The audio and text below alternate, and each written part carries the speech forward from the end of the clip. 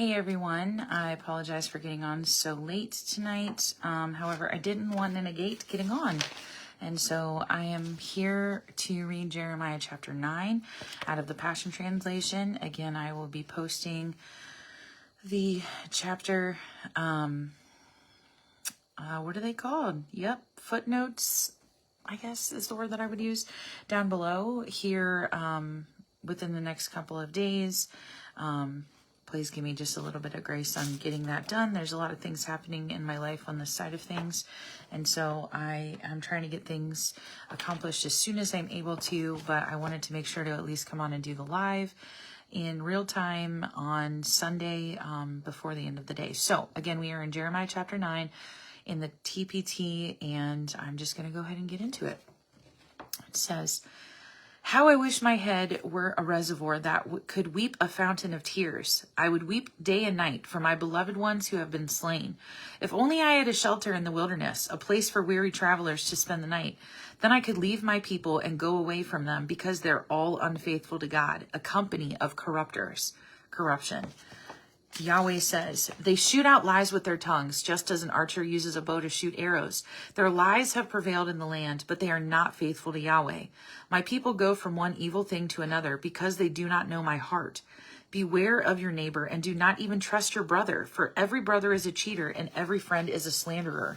They all are professional liars who lie to their neighbors. They are completely dishonest, and have trained their tongues to lie. They weary themselves doing wrong. Jeremiah, you live surrounded by oppression, deceit heaped upon deceit. And the people refuse to intimately know me, says Yahweh. Therefore, Yahweh, commander of angel armies, says, listen, I will refine my dear people by fire and test them. Because of what they have done, I have no other choice. Their words are deadly arrows poisoned with deceit. Each one greets his neighbor with shalom, but deep in his heart, he secretly sets a trap for him. I, Yahweh, will hold them accountable for these things, and I will take vengeance to punish a nation such as this. Lament over Judah and Jerusalem. I will weep and wail for the mountains, and sing mournful songs for the pasture lands, for they are burned, with no one passing through. No one hears the lowing of cattle. Birds and beasts of the field have fled. They are gone. I, Yahweh, will turn Jerusalem into rubble, a den of jackals, and I will turn the cities of Judah into ghost towns where no one lives. Why is the land burned and destroyed, left like an uninhabited wilderness? Who is wise enough to understand this? Who is the prophet with a word from Yahweh to explain it? Yahweh himself supplies the answer. Because they have rejected my laws, which I gave them, they refuse to live as I told them, and they have not listened to my voice. Instead, they stubbornly followed their heart's desires and chased after the Baals, just like their ancestors taught them. Therefore I, Yahweh, the God of Israel and commander of angel armies, say to you, look, I will feed them bitter wormwood and give them poisonous water to drink. I will also scatter them among the nations. They will live as exiles among people they and their fathers have never known.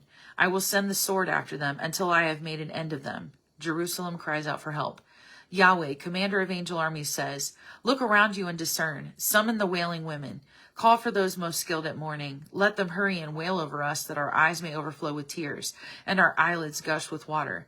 For the voice of wailing is heard from Zion. We are so ruined and shamed. We have had to leave our land because enemies have demolished our homes. Women, listen to the word of Yahweh and take to heart the word he speaks. Teach your daughters to mourn. Teach your neighbor a funeral song. For death has crept in through our windows, forcing its way past our fortified defenses, cutting down the child playing outside and the young men in the streets. Tell everyone, this is the prophecy of Yahweh. Corpses will lie unburied like dung on the open field, like stalks of grain after the reaper with no one to gather them up. Our only boast. Yahweh says, the wise must not boast in their wisdom, the mighty must not boast in their power, and the wealthy must not boast in their riches. If you're going to boast, then boast about this, that you understand my ways and know my heart, and you know that I am Yahweh.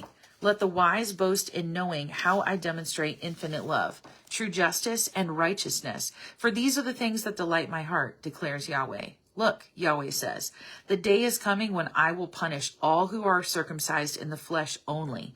The Egyptians, the people of Judah, the Edomites, the Ammonites, the Moabites, and the tribes in the desert who shave their heads bald.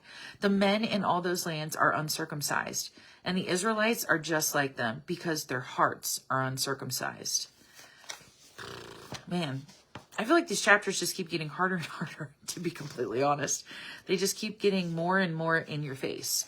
But that was Jeremiah 10 in the Passion Jeremiah 9, my bad, in the Passion Translation. And I will be back again next Sunday for Jeremiah 10, and be looking in the next couple of days in the comment section, or if you're watching on YouTube, for a post that has the footnotes from this chapter, as I will be taking pictures and posting them at some point in the next couple of days. So be watching for those.